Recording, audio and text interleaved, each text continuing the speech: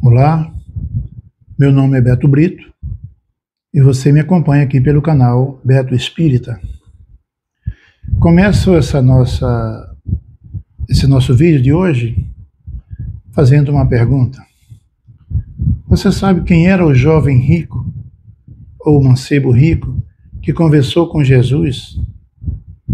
Certa vez um jovem muito rico encontrou-se com Jesus quando Jesus passava com seus discípulos em determinado caminho e ele fez uma pergunta cuja resposta de Jesus o deixou triste.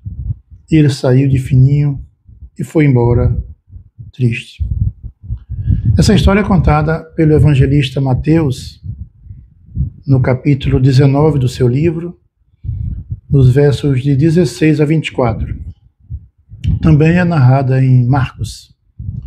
Hoje eu vou falar sobre a narrativa de Mateus. Esse jovem rico era um judeu de classe alta, homem muito importante naquela sociedade. E ele procurava viver de acordo com os mandamentos de Deus, cumprindo as leis da Torá. E ele queria saber o que é que ele tinha que fazer para receber a salvação. Em outras palavras, ele queria saber o que teria que fazer para ir para o céu, uma linguagem bíblica, assim falando. E por isso ele interpela Jesus, mas a resposta de Jesus mostrou um grande problema, levou aquele jovem a um dilema. Ele tinha muita riqueza e era muito apegado aos seus bens. E a resposta de Jesus o levou a ter que tomar uma decisão, fazer uma escolha. Então, o Mateus conta no livro que leva seu nome que certa vez, durante o ministério de Jesus, um jovem rico veio falar com ele. E ele se pôs de joelhos e diante de Jesus lhe perguntou o que precisava fazer para herdar a vida eterna. Mas ele se dirigiu a Jesus da seguinte maneira: Bom mestre, que devo eu fazer para alcançar a salvação ou a vida eterna? Ao que Jesus, observando aquele jovem, lhe respondeu assim: Por que me chamais bom? Bom, só há um, Deus, meu Pai que está nos céus. Mas de acordo com a pergunta do jovem, Jesus faz essa observação e diz assim para ele: Você quer saber o que precisa para entrar no reino de Deus, para herdar a vida eterna? Cumpra os mandamentos da lei. E o jovem, embora conhecedor, ele era judeu, ele pergunta: Quais mandamentos?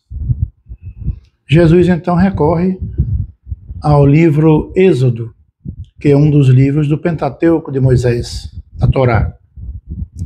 E lá é onde tem os mandamentos: honrarás a teu pai e a tua mãe, não roubarás, não furtarás, não cobiçarás a mulher do próximo, não matarás, não pronunciarás o nome de Deus em vão, enfim, todos aqueles mandamentos, o famoso decálogo de Moisés. Mas o jovem respondeu a Jesus que conhecia e que obedecia aqueles mandamentos desde a sua primeira infância, desde jovem. Então, Jesus sentiu um certo amor por aquele jovem. Ele contou que faltava apenas, para ser salvo, como ele perguntou, uma coisa. Porque o jovem disse: Já faço tudo isso, e o que é que ainda me falta? Acho que aquele jovem ficou até feliz quando Jesus diz: Cumpra os mandamentos. Ele, que já os cumpria, deve ter conjecturado consigo mesmo, soliloquiando, né? Palavra bonita. Então é moleza, já faço tudo isso. O que ainda me falta, mestre? Jesus diz: falta só uma coisa. Venda tudo que tem, dê o dinheiro aos pobres,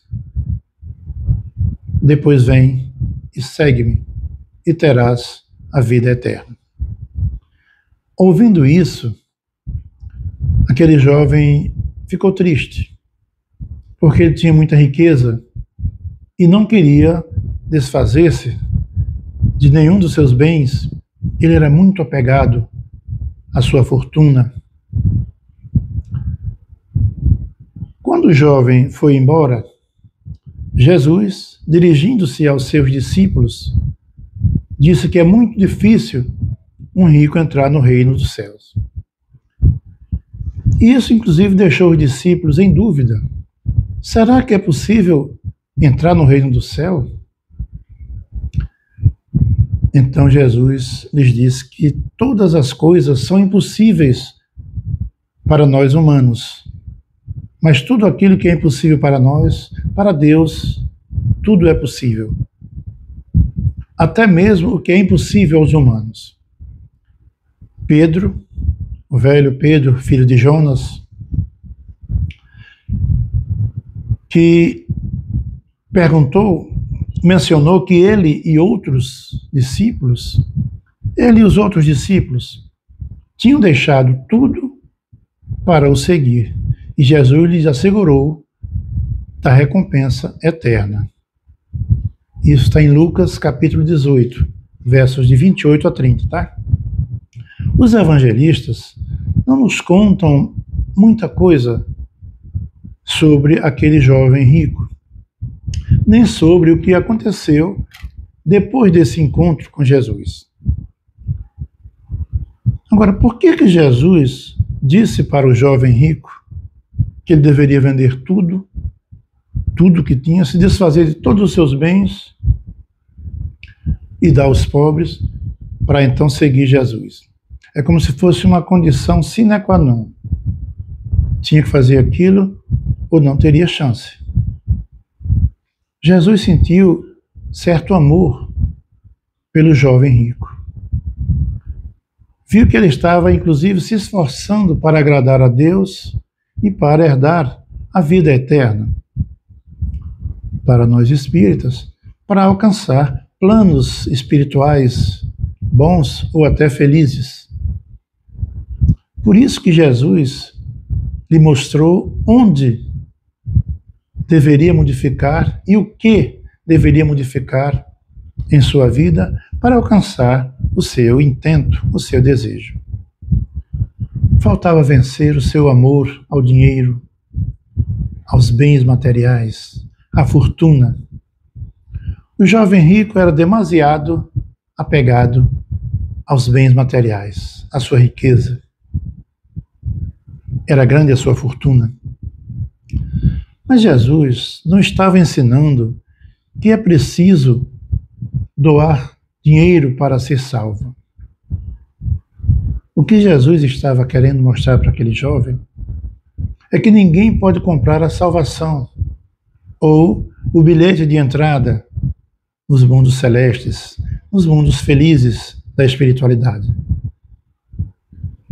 Essa passagem, ela é conquistada por cada um individualmente, ao longo das muitas e muitas existências, das encarnações sucessivas.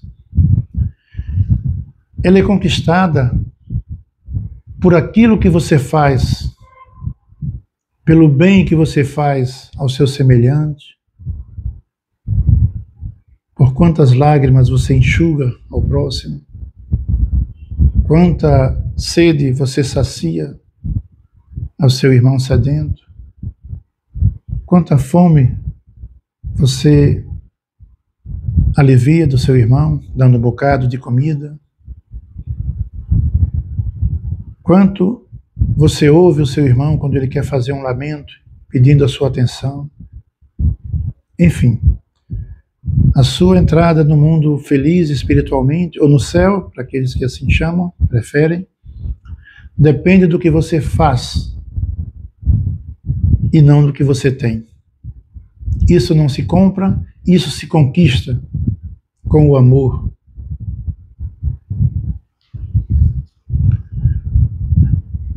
Na verdade, a quantidade de dinheiro que ganhamos ou doamos é irrelevante para alcançar essa salvação, essa vida eterna, esse mundo feliz no plano espiritual. Relevante mesmo são as nossas atitudes, como acabei de falar, no cumprimento das leis de Deus, no amor a Deus e ao próximo, como a nós próprios. Amar a Deus sobre todas as coisas significa que nada é mais importante do que Ele. Às vezes, enfrentamos escolhas difíceis, em que seguir Jesus significa cumprir as suas leis, implica perder coisas, renunciar, abdicar, coisas como dinheiro, propriedades, bens materiais, até mesmo às vezes família, emprego, dependendo da sua missão. Nesses momentos, nessas ocasiões, temos que tomar decisão, temos que fazer escolha e decidir se Jesus é mesmo o importante em nossa vida, nos mostrando o caminho que nos conduz ao Pai. Aquele jovem rico provavelmente não tinha observado, mas sua riqueza se tinha tornado uma espécie de ídolo, algo que era mais importante para ele do que Deus. Era o seu grande ídolo, eram os seus bens, sua fortuna. Deus, ele até gostaria de ir para perto dele, para o céu, como ele queria, mas não era capaz de abdicar da sua fortuna. E como disse Jesus em outra ocasião, ninguém pode servir a dois senhores, porque há de odiar a um e amar o outro, ou amar ao outro e odiar a um. Pois bem, aquele jovem precisava aprender a valorizar o dinheiro menos e a colocar mais confiança em Deus, no Pai. Agora a gente pergunta, a história do jovem rico é uma parábola? Não. A história daquele jovem foi um fato acontecido, porque as parábolas são pequenas histórias criadas para exemplificar verdades mais complexas de maneira mais simples, utilizando-se da linguagem do povo, da sua cultura, daqueles que eles conhecem. Isso chama-se parábola. Mas no caso do mancebo rico, foi um fato que de fato aconteceu. Jesus, no seu breve ministério, andava pelas aldeias, pelos vilarejos, pelas cidades, com seus discípulos, e por aí ele ia fazendo seus milagres, suas curas, mas o mais importante, ele ia dando os ensinamentos. Ele era o mestre, ele ia deixando a sua grande lição, as notícias do céu que ele trazia para nós. Em grego se chama evangelho, que é a boa notícia, a boa nova. Então esse fato, de fato aconteceu, não foi uma parábola. E o que ela tem em comum com os nossos dias e conosco, na atualidade? Como naquele tempo, hoje ainda somos muito apegados aos bens que acumulamos, que adquirimos, e muitas vezes de forma lícita, com o suor do rosto. Mas o problema é que nos apegamos tanto a esses bens que nos tornamos capazes de abdicar de parte deles, quanto mais de tudo. Nos apegamos à casa, ao carro, ao animal, aos filhos, à mulher, ao marido, e nos apegamos de tal forma como se fôssemos proprietários, quando na verdade somos usufrutuários. Se somos usufrutuários, não somos os donos. Usufrutuário significa que eu posso utilizar aquele bem, mas não sou o dono. Com essa consciência, eu posso utilizar os bens, mas quando necessário desfazer de algum bem em prol do benefício do meu semelhante, eu devo dar o testemunho de que não sou mais apegado aos bens materiais do que a Deus. É um testemunho da nossa fé, como dizemos na doutrina espírita, a nossa fé racional, raciocinada. Então aqui a notícia que Jesus traz nessa parábola, nessa história contada por Mateus, no capítulo 19, é uma lição para todos nós em humanidade. Jesus, como o grande professor, o grande rabi, tudo que acontecia, ele aproveitava para pedagogicamente nos transmitir uma lição para todos os tempos, a todos nós em humanidade. Quantos de nós somos incapazes de dar um sapato quando temos muitos pares no quarto, no guarda-roupa, no closet? Porque dizemos que gostamos tanto daquele sapato, mas eu tenho 10 pares, só tenho 2 pés. Ah, mas eu gosto muito daquele também. Essa camisa é de marca, mas eu tenho mais de 20. Ah, mas porque eu gosto muito dela. Passo 1 ano, 2 sem vesti-la. Então a gente se apega a tudo. E se não somos capazes de renunciar, de desapegar das coisas materiais, ainda não somos capazes de dizer que amamos a Deus sobre todas as coisas. E que amamos ao próximo como a nós mesmos, como recomenda Jesus, lá no Sermão do Monte. Meus irmãos, queridos amigos que me assistem nesse canal, é o que eu tinha para hoje, essa história do jovem rico, contada por Mateus e por Marcos. É uma história muito bonita, né? E de uma pedagogia fantástica. Se você ainda não conhecia, você já tinha ouvido e não entendeu bem, espero que dê para tirar dúvida com esse vídeo. Você que é espírita, já deve ter ouvido nos centros espíritas, em palestras, muitos oradores falando sobre esta passagem evangélica. Você que é irmão de fé evangélica, nem pergunto, porque sei que vocês conhecem muito os evangelhos e conhecem bem essa passagem. O irmão católico também, na missa católica, na homilia, naquele momento do sermão do padre, também se fala muito sobre os evangelhos, e essa é uma das passagens também muito exemplificada. Então, agradeço a você que chegou até aqui o final. Se gostou desse vídeo, dê aquele joinha, compartilhe, faça um pequeno comentário e compartilhe para alguém que você acha que pode e deve também conhecer essas passagens lindas do Mestre Jesus. Peço para você curtir, compartilhar, comentar, não para que eu seja monetizado. Eu sou um servidor humilde da causa do Cristo, então não quero ganhar dinheiro. E depois porque não atinge milhões nem milhares de visualizações. O objetivo aqui é que um só, talvez você que está vendo agora, tome proveito deste vídeo, interprete bem o que eu falei aqui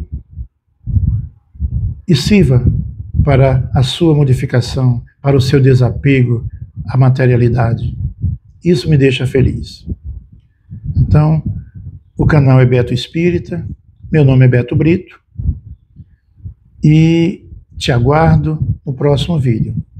Muito obrigado pela sua atenção, que o Mestre Jesus envolva com seu amor o seu coração e de todos vocês que estiverem ou vierem assistir esse vídeo pela plataforma YouTube, também pelo Facebook e pelo Instagram.